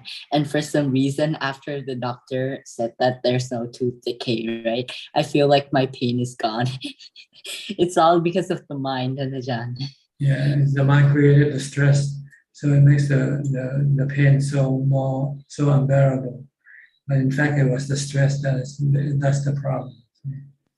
Yeah. If you can calm your mind, then the pain from the tooth is very small compared to the stress created by the anxiety of the mind. And also, Tanachan, today, like in the morning, and in different classes today when I went to school, right? I can't really concentrate that well when compared to other days because of my anxiety and my and how I feel about my tooth pain. And yeah, and that's really bad. And I think also because of my stress and not having mindfulness with Pluto, I think I am more short-tempered than having Pluto, Tanajan. It means that your mindfulness is still very weak, so you should not lose your time. You should spend more time developing mindfulness so it can become strong. So when you run into stressful situation, you can still remain calm. Yes, Tanajan, it's my mindfulness is fine when I'm meditating, but when not meditating, I can't control it that well, Tanajan. So you have to do more. Yes, Tanajan, I need to practice. Okay. Okay. Thank you, Tanajan. See you tomorrow. Okay. Caesar Ubati. Where are you from, sir? Hello, I am from Italy. Italy. Where in Italy? Roma? No, I am in Brescia, not far from Milan. Milano. Okay. Yes, not far away. I wish to ask you, Tanajan, Buddha often said that we have to practice in meditation, in jhana. We have to practice Brahma Viharas, so Metta, Karuna, Mudita, and Upekkha. And he explains to experience them while expanding them, expanding above, expanding right, left, in front, back, under us, then to expand it like a bubble that expands more and more and slowly takes the whole universe inside. Is that the right practice? Can you repeat again what you said? Yes, that the Buddha said that we have to experience Brahma Viharas in jhana. Yes. And to experience them is not to, like with metta, to share it or to include everyone with it. It is more a question of expanding each of it. So metta, karuna, and so on. That is to say, Buddha said you have to expand it above, under, right, left, front, back. Then you have to make like a bubble around you. And this bubble must expand more and more, including your village, your country, the world, and the whole universe. It means that you should be friendly to everybody. But first, you can start from a very small group first, like your family, your friends, people that you meet every day, and then you expand to people that you don't meet every day, and you try to expand to the whole world. That's what it means. You should be friendly toward every human being, every living being. Yes, but you can start with people that you meet every day first, like the people in your family. Then when you go outside and you meet other people, then you also do the same thing, like you did to your family. Yes, I'm done. That's what it means. Okay. So I do this. Yeah, eventually, the Buddha wants us to be friendly to everybody, to treat everybody as our friend. That's what he means. Even if they hurt you, you should not consider them to be your enemy. Yes. You should forgive them. Then you can become friends again. Right, Amazon. Okay. Thank you. Yes. Thank you. But the best way to practice the Brahma Vihara is to meditate. Yes. When you meditate and you can enter into jhana, you'll get ubekkha. Once you have ubekkha, then it's easy for you to be friendly, to have metta, karuna, and mudita, without having to force it. It becomes natural. If you have ubekkha, because ubekkha gives you happiness and contentment. So when you're happy and content, you can be friendly to everybody. Right. Thank you very much. If you're not happy, you're not content, it's hard for you to be friendly to people, right? Yes, that's true. So the right way is to practice meditation, to get to ubekkha first. Okay, thank you very much. Once you have ubekkha, then metta, karuna, mudita is easy to do. Automatic, they come automatically with ubekkha. Thank you very much. All right, you're welcome. Next, Sajalka from Silver Spring, Maryland. Thank you, Dhanajan, for your teaching. I kind of relate to Martha Christie's the issues that she raised previously, and I wouldn't repeat, but I kind of ditto her sentiments towards you for being our teacher, and I won't repeat the accolades and stuff. But I think I can kind of relate to that what she was narrating to us, that the family members and the people passing away in the immediate family, and I have had situations like that in the very recent months, and actually just dittoing her sentiments, and it affected me in a completely different way, and not in a very traditional way. I didn't even know how to react to those things, how to tell the other people that how I feel about that. And there was like a very interesting thing that I don't think would have happened without Dhamma and your teaching, Dhanajan, because that indeed takes us to a different level. So because when you're seeing or trying to see anicca, dukkha, anatta and stuff, and looking at these things, then when I'm thinking that I too am going to be in the same place, I too am going to die. Aging, sickness does not escape anybody, and so actually you are at loss of words, because the traditional way of expressing sorrow for somebody, somehow I don't know how to articulate these things that without coming out as somebody who's heartless or something, right? So that is kind of in a very puts a smile inside my head that, hey, I don't think this would have happened previously. Okay, so that's actually kind of that what came to my mind from Martha Christie's points that she raised.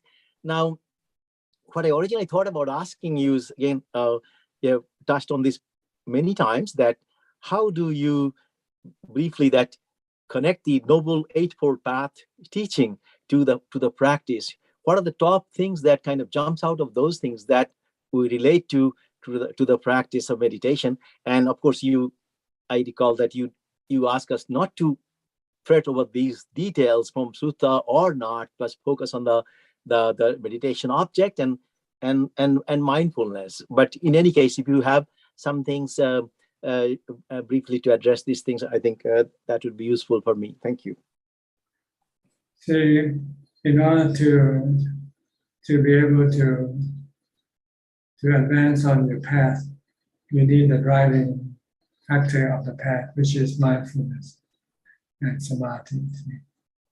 If you have mindfulness and samadhi, then you will be able to push the other factor ahead, like right thought, right view, right action, right speech, right livelihood. So we concentrate more on just these two, the driving force, which is right mindfulness and right concentration. Because you need to build this up yourself. Without this, you will not be able to advance on the path, even though you might be able to understand all the eight factors of the path, but you don't know how to get them moving, going forward. And the way to keep it forward is to develop mindfulness and samadhi. It's like driving a car. To get the car started, you need to have the key, right? If you don't have the key, even though you know how to drive the car won't get started. So you have to find the key to start the car, start the engine. Same way with the path. To get the path moving, you need to have mindfulness to push it ahead. When you have mindfulness, then you'll get right concentration. With right concentration, you get right view and right thought, right action, right speech, right livelihood, right effort. They all come from mindfulness, the main driving force of the path. That's why the Buddha said mindfulness is the most important Dhamma factor, more important than all the other factors. That's why we spend so much time talking about mindfulness. It's like telling you before you can drive the car, you go look for your key first, key to your car first. If you can't find the key to the car, then forget about driving that car, right?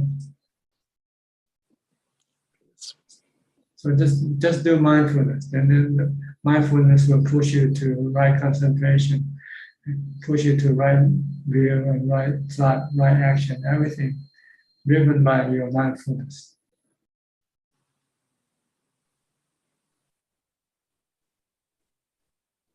Okay. Thank you, Ajahn. That's all. Thank you. If you get mindfulness, you get the rest of the Eightfold Path. If you don't get mindfulness, you don't get anything.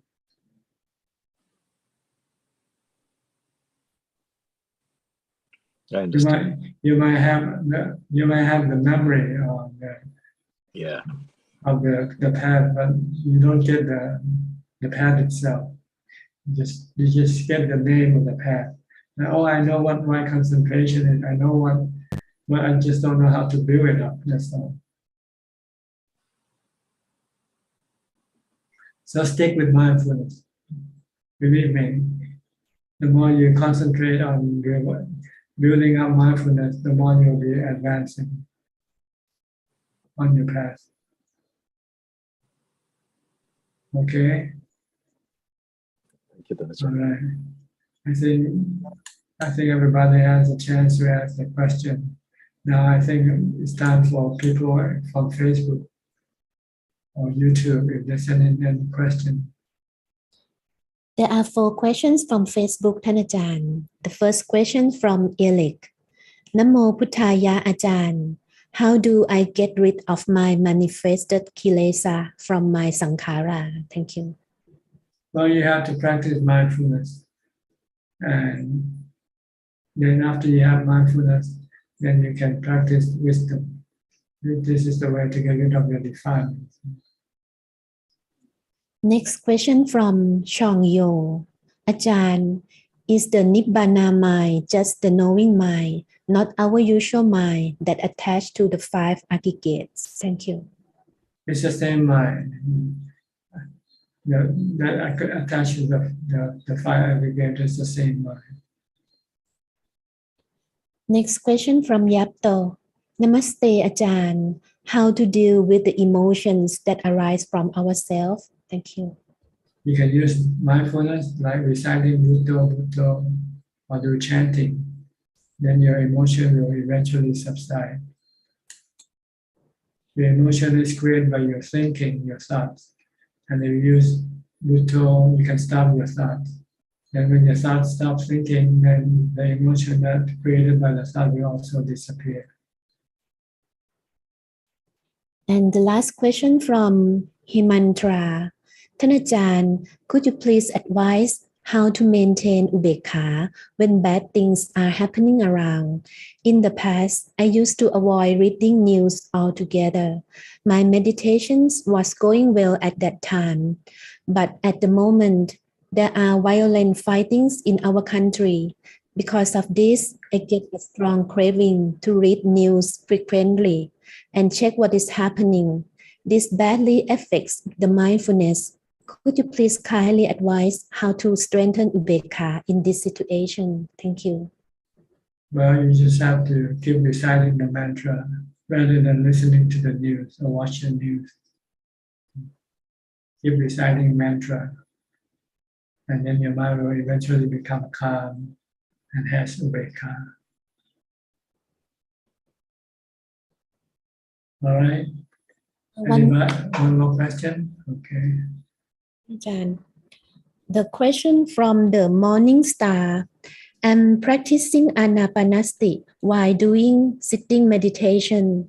If strong pain arises, what should I do? I remember you told us to recite Putto more quickly.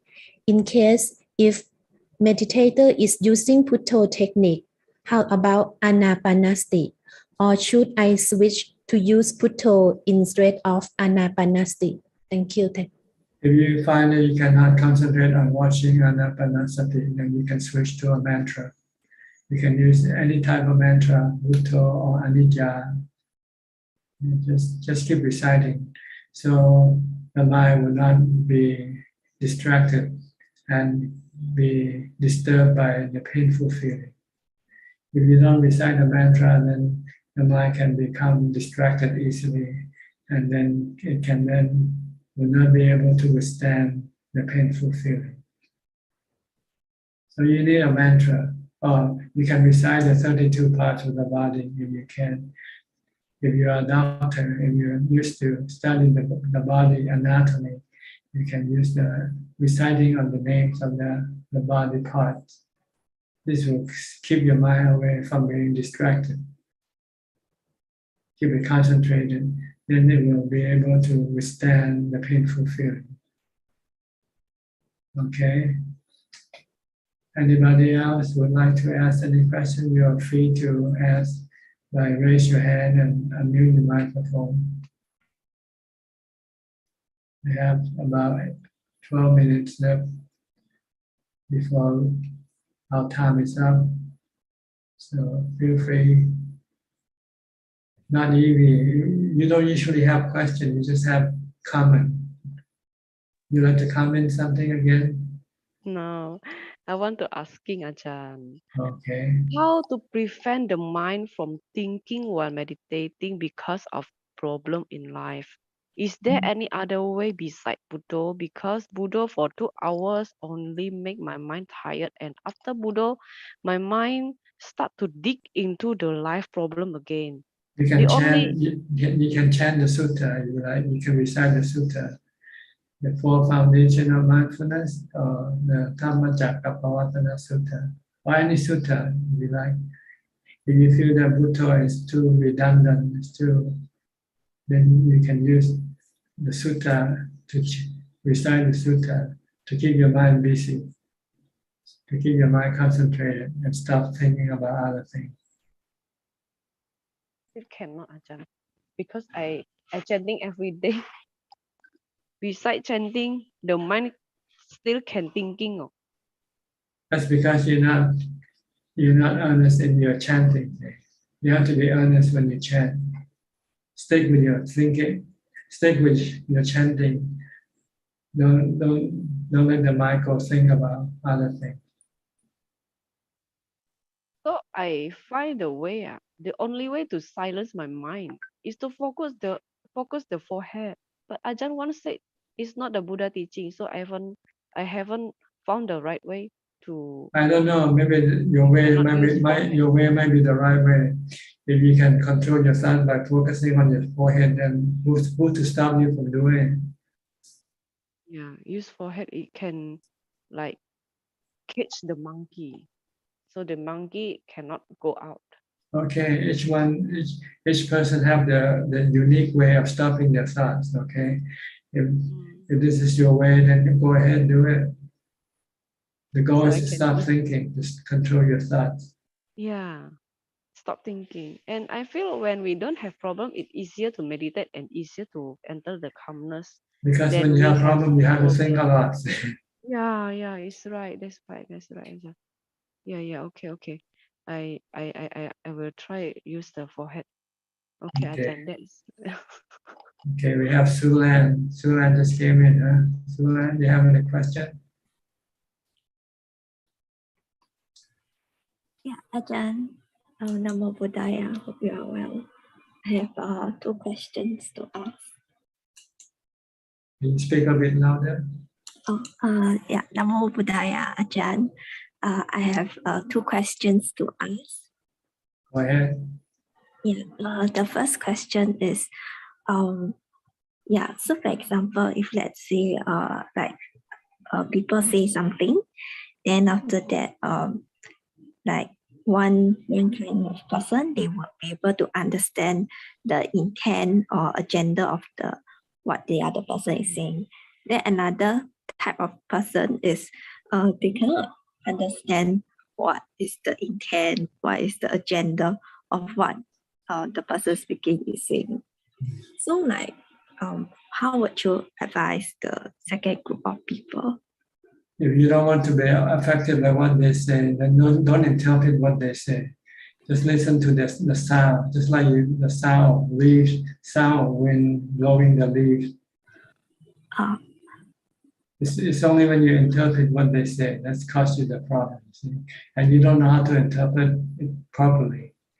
You interpret to hurt yourself, so better to stop interpreting the sound you hear. Just merely say this is just a sound, like the sound of wind, But then if it comes to like work or like dealing with people, then it becomes a problem when we cannot like grasp what is their intent or like what are they exactly trying to say. Ask them for clarification. Ask them to clarify if you don't understand what they say. Oh, okay. Because you can, if you interpret, you can misinterpret what the intention are. So if you don't know what the intention are, ask them, what is your intention? What's so wrong about that? Yeah, true. It's the underlying intention that. That's not your problem then. If they have underlying intention, if they don't review it, then it's not your problem. Okay. Understand. Yeah. Oh yeah, because I'm asking because I seem to have find it difficult to kind of understand people's agenda and the intention. Yeah. Then so when I approach things, yeah, I'm not very skillful. So I think it's what they call like, not being street smart enough. So this seems to be a problem. Then I have been quite troubled over this. Yeah. So that's why I'm trying to like ask for some advice also. Well, the way I look at it, you just leave them alone. Don't worry about their intention and just watch what they actually do or say. That's all. Okay. Yeah. And watch your back. Make sure make sure you don't get stabbed when you turn your back. Oh, okay. Yeah. Yeah. So I think I tend to take things quite face value. So like when I watch what people say or do, then I take it quite face value and just take it at face value and also be ready to see other action that might come. Oh, okay. Yeah. Okay. Never trust anybody 100%. Trust them and also have a little bit of skepticism. Skepticism. Okay. Because if you trust somebody 100%, you can fall into a trap. Oh, yeah, that's true. If you just trust them 50-50, then it's okay. Trust them 50 and not mistrust them another 50. Yeah. Okay. So you can be prepared if what you trust might not be. Your trust might be misplaced, for instance. Then you won't be surprised Okay. or be hurt because you're prepared. Okay. I will think about what you have shared with me. Need to digest a bit. Yeah. Then my second question is so for example, if let's say because just now as I was listening to the questions, then it kind of dawned on me that when we face death,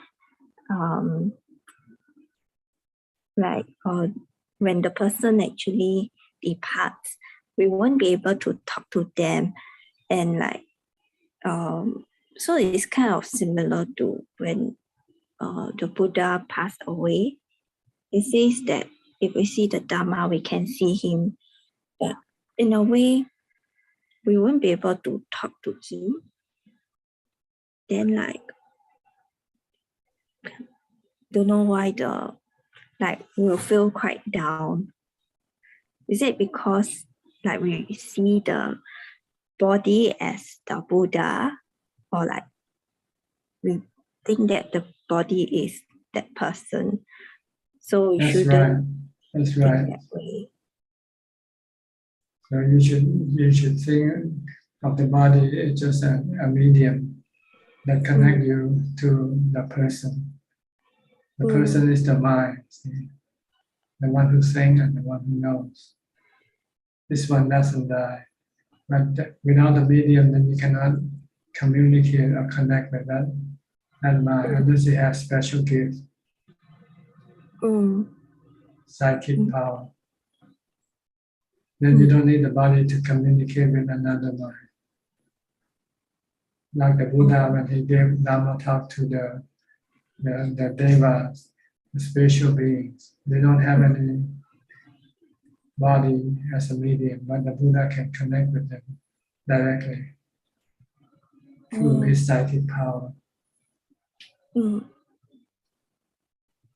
why do you want to connect anyway? You know? The more people you connect with, the more problem you have. The less you connect, the less problem you have.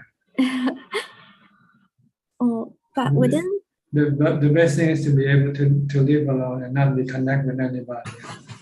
And no problem at all, zero problem. You only get problem because you connect to people. Because when you connect, you start to have an attachment to them. If you don't connect, then there's no attachment. But the problem is you cannot live alone. So you have to connect to other people with other people. But if you learn to meditate, one day you'll be able to live alone without having to be connected with anybody. It's your defilement that makes you need to connect with people. Your desire, your craving, your greed. But by connecting, you also get the negative side of the connection. Because everybody that you connect with that isn't perfect. Yeah. They have good and bad side. When you connect with the good side, but then the good side can turn around and the bad side can come out. Then you don't want to connect with them, right? Sometimes you want to run away. But when you run away, when you're alone, you become sad again. So you want to reconnect again. So you just like a ping pong ball, just going back. Yeah, like a ping pong. But if you can meditate, you can be happy with meditation, then you don't need anybody to connect to make you happy. True. Okay, so learn how to practice mindfulness and meditation. Then you will not have to engage with people. If you engage, you can engage them superficially because you don't expect anything from them. You don't need anything from them.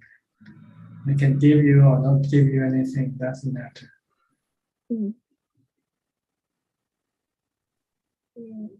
Then Ajahn, like when your teacher pass on, like for yourself, do you feel? Well, you need a teacher when you haven't yet finished your study. Once you finish your study, then you don't need your teacher. So you don't feel like the need to connect with them? It's like going to college. When you graduate, you want to go back to college and connect with your professor. No need to, right? Because what they can give you, you already got it from them, and there's nothing else you can get from them. So. Same way when you practice and you become enlightened, then once you have become enlightened, then you don't need your teacher to teach you anything anymore. Okay, we're running out of time. It's 10. Okay. Yeah. It's 2 hours and 3 minutes. Okay. Yeah. Thank you very much for joining this meeting. I hope that it benefits you and help you advance in your practice. In the meantime, please stay safe, stay healthy, stay mindful, and keep on practicing. And if nothing happens, if all goes well, I will see you again at the same time next week. Thank you and goodbye. Thank you, Ajahn. Ajahn. Thank To everyone. Thank you, everyone. Thank you. you. Thank you. Thank you. Good night. Good night, everyone. Good night. Bye Good bye. night, everyone. Bye-bye. Bye. Thank you, Kun Amy. Thank you, Yeah. Kun Thank you, Lam. Amy. Good luck. Bye-bye.